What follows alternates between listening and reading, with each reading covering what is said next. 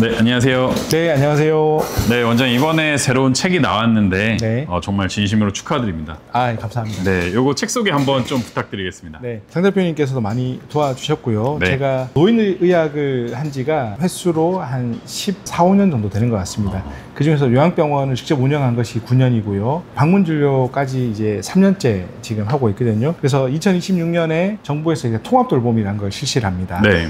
예전에 이제 요양병원이 없었을 때 요양병원을 정책적으로 많이 만들었었고요. 네. 2008년도에는 장기요양보험제도라는 것을 이제 실시하면서 우리가 지금 많이 알고 있는 뭐 요양원이나 주야간보호센터 이런 것들을 많이 만들었죠. 근데 그렇게 해도 이제 노인 인구가 더 많아지다 보니까 이것만으로 부족하다 싶어서 정부에서 통합돌봄이라는 거를 합니다. 통합돌봄은 기존의 장기요양 혜택을 받기 위해서는 장기요양 등급을 받아야 됐던 것들을 의료를 더 플러스를 합니다. 네. 의료. 그래서 의료 필요도가 높은 사람, 또 돌봄 필요도가 높은 사람 두 가지 기준으로 하면은 총 4가지 군이 나올 겁니다. 네. 의료 필요도가 높고 돌봄 필요도가 높으면 요양병원으로 갈 것이고 의료는 필요도가 낮은데 돌봄이 필요하다 싶으면 요양원으로 갈 것이고 각 단계별로 이제 어디를 갈지를 국가에서 좀 교통정리를 해준다 라는 거죠. 사실 이 책이 어떻게 보면은 되게 빨리 나왔잖아요. 네. 한 달 만에 나왔다라고 제가 아까도 뭐 말씀을 드렸는데 이 내용을 보면 한 달 만에 나올 책은 절대 아니고요. 네네. 이 안에 칼럼 또 예, 예. 꾸준히 써주신 게 네네. 사실은 벌써 몇 년이 지났잖아요. 예, 2년째 쓰고 있습니다. 네, 칼럼도. 그리고 원장님께서 수많은 그 모으신 사례, 또 해외 쪽 이야기 이런 내용들이 다 합쳐져서 사실상 지금 국내 통합돌봄에서는 좀 처음 있는 책은 아닌가요? 책으로는 처음입니다. 네. 예. 1부부터 좀 살짝 이야기를 하자면은 1부는 방문진료, 그 이름의 부활이라고 해주셨는데 이제 1장부터 10장까지 쭉 있는데 전체적으로 어떤 내용일까요? 방문진료라고 하면 아마 많은 분들이 생소하실 겁니다. 근데 연세가 있으신 분들은 왕진이라고 아실 거예요.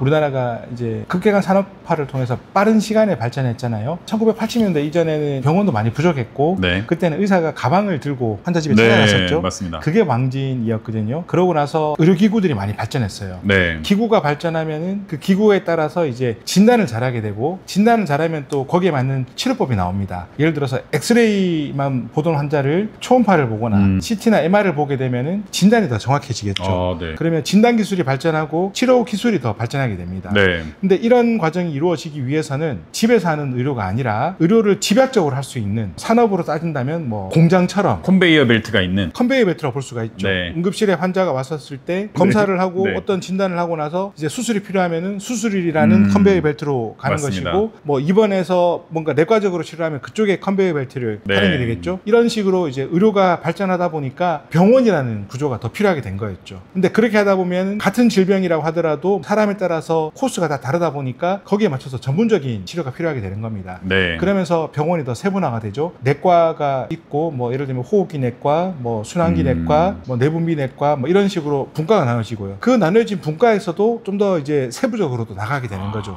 이런 식으로 의료가 발전하게 되면은 병원이라는 현장에 의료를 의존할 수밖에 없게 되는 겁니다. 네. 그런데 초고령화 사회가 되었습니다. 네. 65세 이상 인구가 전체 인구의 25%가 되다 보니까 이분들이 예를 들어서 당뇨나 혈압약을 병원에 가서 받아오셔야 되는데 네. 가시기가 어려운 거예요. 가시는 것 자체가 일이죠. 그렇죠. 네. 그러면 어떻게 합니까? 보호자가 가족을 입증할 수 있는 서류를 가지고 대리 처방을 받습니다. 네. 그러면 그 보호자랑 이야기를 해서 약을 처방을 받는데 처방을 하는 의사 입장에서는 환자가 어떤지를 정확히 모르고 기존의 약만 처방하는 경우가 많이 있죠. 좀 생각이 있는 보호자들은 뭐 혈당 같은 것들을 기록해서 가서 약을 조절하기도 하겠지만 그게 잘 안 되는 상황이 되는 겁니다. 이렇게 해서 또 보호자가 없는 경우도 많이 있습니다. 예전에는 병원에 모시고 와서 진료가 이루어졌던 부분들이 고령화가 되고 거동이 불편해지시고 병원에 모시기가 어렵고 자녀들도 맞벌이를 하고 타지에 따로 떨어져 살다 보니까 병원의 그 접근성이 많이 떨어진 겁니다. 네. 그래서 정부에서는 이제 통합돌봄을 앞두고 나서 의사가 필요하다는 것을 알고 2019년부터 이제 방문진료를 제도를 만들어서 이제 그걸 활성화를 시키고 있는 상황이죠.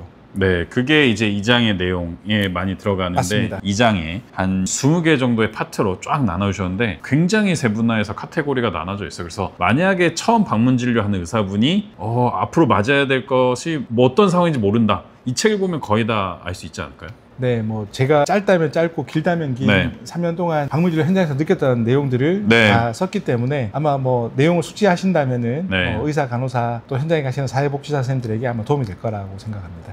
3부에서는 이제 제도의 구조에 따라 얘기해 주셨는데 이게 사실 한국에서 처음 있는 게 아니잖아요. 우리나라보다 먼저 코로나를 겪었던 나라들은 방문 진료를 하고 있습니다. 미국은 50년 정도 앞서 있고요. 일본은 한 30년 정도 앞서 있다고 보면 됩니다. 근데 이제 우리도 초고령화 사회를 맞이했고 의료기관 접근성이 떨어지시는 분들에게 진료를 해야 되는데 예전에 왕지는 단순히 의사가 가서 진료를 하는 수준이었다면 현재의 이 방문 진료는 의사, 간호사가 가고요. 플러스 사회복지사가 갑니다. 작업치료사나 물리치료사가 갈 수도 있고요. 또 영양사가 갈 수도 있을 겁니다. 경우에 따라서는 치유생사도 갈 수 있을 겁니다. 그러니까 거동을 못해서 의료 서비스를 받지 못하는 분들에게 현대에 많이 발전한 이런 의료와 복지 서비스가 같이 들어가는 겁니다. 근데 이렇게 하다 보니까 우리나라는 뭐 외국도 비슷하겠지만 의료라는 영역은 뭐 의사라든지 혹은 간호사라든지 이런 그 특정한 직종에 있는 사람들만의 그들만의 리그였다고 볼 수가 있거든요. 근데 여기에 이제 아까 말씀드렸던 뭐 사회복지사라든지 네. 또 현장에서의 뭐 작업치료, 물리치료, 영양사 이런 사람들이 들어가야 됩니다. 네. 저는 요양병원을 9년 동안 운영했기 때문에 이런 흐름이 어떤 것인지를 좀 알고 있기 때문에 저 머릿속으로 구상을 하고 있지만 이런 경험이 없는 의료진들은 이제 이런 내용들을 좀 아셔야 될 것 같고요. 네. 그 다음에 제도가 있어야지 진료 행위가 이루어질 수가 있습니다. 네. 그러면 제가 최근에 만났던 사회복지과장님, 복지과장님께서도 내년에 통합돌봄이 실시되는데 어떻게 될지는 모르겠다라고 이야기를 하셨거든요. 당황하시겠네요. 네, 조례부터 바꿔야 되고 내부에서 개선해야 될 것도 많고요. 또 그분께서는 그러면 우리가 시 차원에서 조례를 만들고 내부 규정을 만들고 유관부서끼리 뭐 협력을 해서 제도를 만들었을 때 이 제도를 같이 할 수 있는 민간이 있느냐를 궁금해하셨어요. 공무원들이 직접 가서 진료를 못하죠. 하거나 돌봄을 하는 건 아니거든요. 예.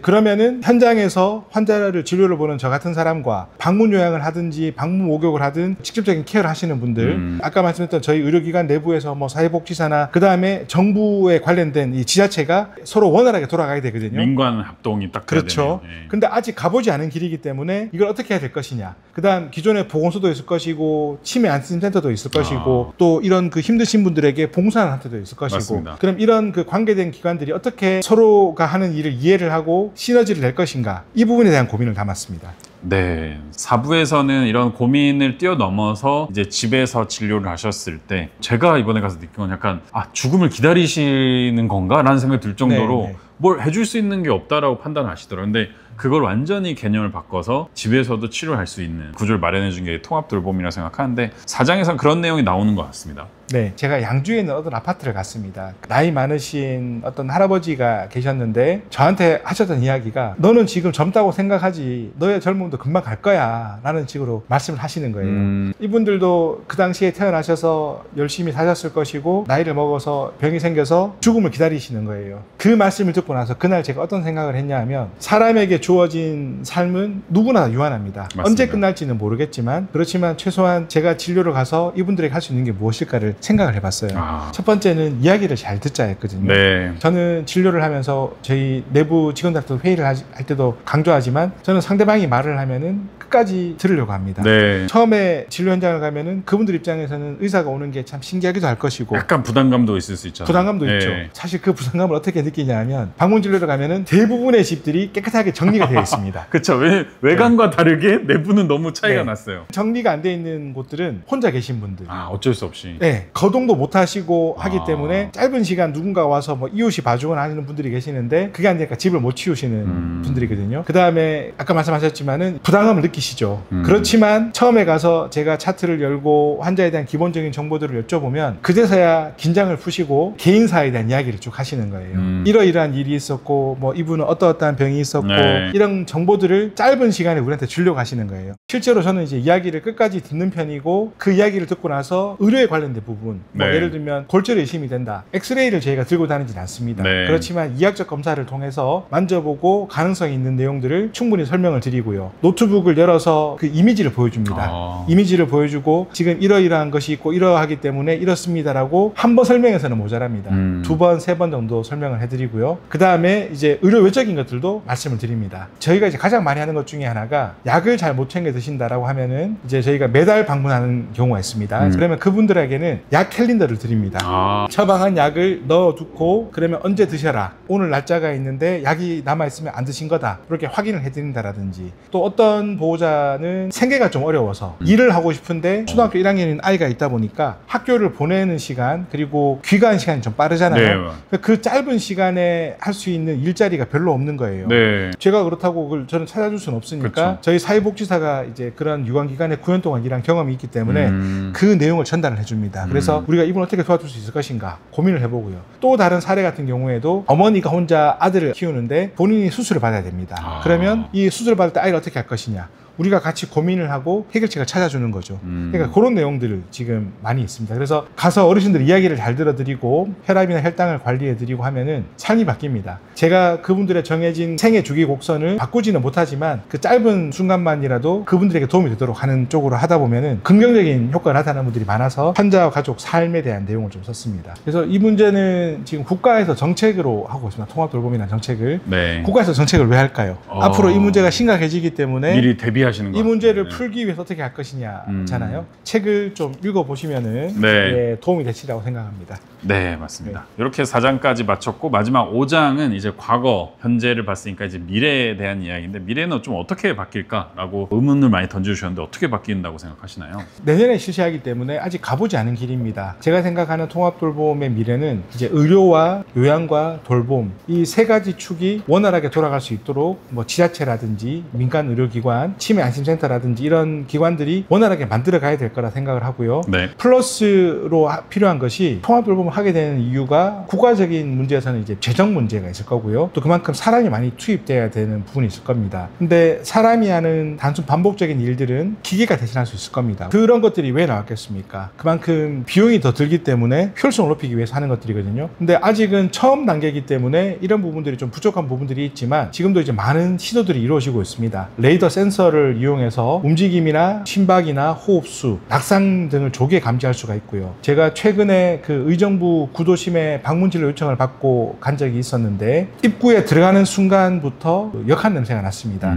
저는 이제 그런 경험이 많기 때문에 오늘 이 방문진료 하실 분이 이미 돌아가셨고 시신이 상당히 훼손이 되었을 것이다라는 것을 저는 알고 들어갔죠. 왜냐하면은 제가 그걸 발견한 게 불과 3, 4일 전이었으니까 네. 요즘 많이 덥잖아요. 낮 최고 기온이 35도까지 넘어가니까 맞습니다. 사람도 어떻게 보면 고기로 이루어진 존재잖아요. 네. 썩기 시작하면 구더기가 생깁니다. 늦게 발견을 한 셈이 된 거죠. 왜냐하면 이제 그분은 장기요양 등급을 못 받았고 혼자 계시는 분이고 장기요양 보험 등급을 받게 되면 등급에 따라 다르겠지만 최소한 주 5일 정도는 누군가가 방문을 할 겁니다. 그러면 이제 컨디션이 나빠지는 것을 미리 알 수도 있을 것이고. 그쵸. 그러니까 이런 일들을 이제 막아야 되니까 앞으로 이제 통합돌봄이 제대로 작동하기 위해서는 민간과 그 이제 지방자치단체와의 협력이 필요할 것이며 이제 원활하게 돌아가도록 기술 도움이 필요하다라는 그런 내용을 썼습니다. 네, 원장님도 사실 디지털 헬스케어라는 책을 21년도에 쓰셨는데 이게 이제는 진짜 디지털 헬스케어가 일반인들을 위한 게 아니고 그 요양을 위한 또는 통합 돌봄분들을 위한 게 쓰일 거다라는 것을 지금 좀 얘기를 해주신 것 같습니다. 네, 마지막으로 이 책의 완성에 도움을 주신 원장님들하고 업체들이 많이 계세요. 원장님들 소개 뭐 간단하게 한 번씩 해주시면 좋을 것 같습니다. 제가 방문진료 한 지는 3년이 되었지만 좌충우돌하면서 네. 시작을 했습니다. 네. 혼자서 이제 방문진료 했다는 것을 알려야 되죠. 알린다라는 거니까 일종의 영업이라고 볼 수 있을 것이고요. 네, 네. 저한테 전화가 오면은 환자 상태를 물어보고 그 다음에 네이버 지도로 찾아보고 내비게이션으로 주소를 찾아가서 이야기를 나누고 메모를 해와서 이제 다시 복귀를 해서 환자를 접수하고 처방을 내고 프린터로 출력을 해서 처방전을 전달하고 요거는 이제 가장 기본적인 내과 질환이었고요. 네. 만약에 뭐 욕창이 있거나 어떤 행위를 해야 되면은 또 그거를 묻고 나서 복귀를 해서 물건을 챙겨서 환자분 댁에 가서 그 행위를 하고 네. 다시 또 돌아와서 또 차팅을 하고 비용이 얼마나 왔다는 걸 알려주고 어휴. 그래서 이 과정을 하면서 저와 같이 방문진료 하시는 의사들이 있다는 것을 알게 되었고 그분들을 만나서 이제 이야기를 많이 들었죠. 그래서 네. 파주에 있는 그 연세송내과 송대원 원장님 원장님한테 네. 제가 도움을 많이 받았고요. 네. 뭐 돌봄의원 김창호 원장님, 네. 그다음에 중랑구에 있는 서울 신내의원 이상범 원장님, 네. 그다음에 서울 북부병원의 김무영 과장님, 성북구 삼양로에서 이제 봄연합 의원을 하시는 이충영 원장님, 네. 마포에서 우리 동네 30분 의원 하시는 정혜진 원장님, 이분들한테 많이 도움을 받았고요. 네. 그리고 물 건너 제주도에서도 방문 진료를 아. 하시는 노영준 의원, 이용준 원장님한테도 도움을 많이 받았습니다. 그래서 그분들의 감사한 마음을 담아서 네. 책에다가 방문 진료 하시는 의원과 전화번호를 적어드렸습니다. 그래서 책을 보시고 방문 진료가 필요하시면 전화를 하셔서 진료 예약하시면 될 것 같습니다. 네, 그리고 사실 이렇게 원장님 도움도 받았지만 이 책을 쓰기 위해서 또 여러 가지로 도와주신 의료기기 분들이 있는데 3가지 업체들이 있는데 소개해 주시면 좋을 것 같습니다. 미국은 50년 전부터 이제 이런 방문 진료가 많이 생겼고요. 간호사 선생님들도 많이 활동을 하고 있습니다. 그래서 바야다 홈 헬스케어라고 해서 이제 간호사분들이 집에 가서 이제 간호 행위를 하는 거죠. 거기서 많이 도와주셨고요. 이제 레이더 센서를 활용해서 생체 신호를 활용하는 회사에서도 도와주셨고요. 그 다음에 모션베드 회사에서도 도와주셨습니다. 이 모션베드는 장기요양보험 등급을 받았을 때 복지용구라고 해서 병원에서 쓰는 침대를 집에서 사용을 합니다. 그러면은 어르신들이 이제 침대에서 높낮이도 조절하고 상체를 세우거나 다리를 들어서 돌봄을 좀 편하게 하시는 거죠. 근데 이 모션베드는 이런 기능들이 다 있으면서도 높이 조절도 훨씬 더 원활해서 이 돌봄을 제공하시는 분들의 허리 건강을 지켜줄 수 있는 이런 또 좋은 침대가 있었거든요. 그래서 이런 내용들을 책에 좀 실었습니다. 저의 3년간의 경험과 함께 또 방문 진료를 같이 했던 어떻게 보면 우리 동지들께서 많이 도와주셨고 네. 통합 돌봄에서 도움이 될 수 있는 이런 제품들 회사에서도 많이 도와주셨습니다. 맞습니다. 오늘 이렇게 또 어렵게 나온 책을 소개해 드렸는데 이제 전 시작이라고 봅니다. 책이 나왔으니까 또 많은 분들한테 퍼뜨릴 수 있도록 저도 노력하고 원장님 노력하고 다음 주에 또 세미나가 있죠. 그래서 그때도 또 많은 분들한테 이제 한 분 한 분 책에 대해서 또 설명드리는 시간을 자주 갖도록 하겠습니다. 네, 오늘 영상에서 마치겠습니다. 감사합니다. 감사합니다.